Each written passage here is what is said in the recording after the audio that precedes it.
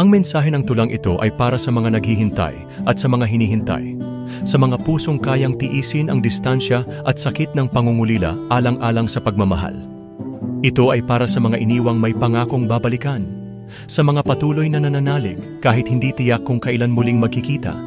Para ito sa mga humahawak sa alaala, sa mga yakap na hindi pa maibigay, at sa mga salitang nais iparating, ngunit ipinadadala na lang sa hangin.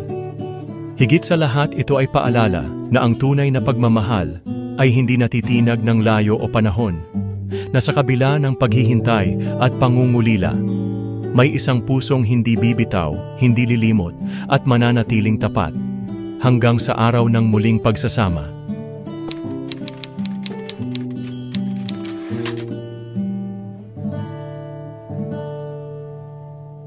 Kahit gaano kalayo, naririnig ko ang tibok ng iyong puso.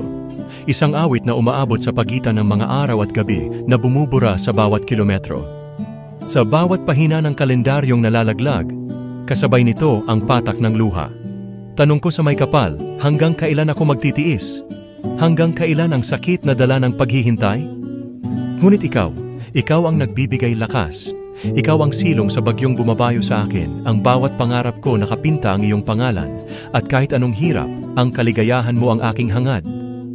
Hindi kita iiwan, hindi ako bibitaw. Sa bawat sigaw ng puso kong nananabik, alam kong ang pagbabalik ko sa piling mo ang siyang magpupuno sa kawalan.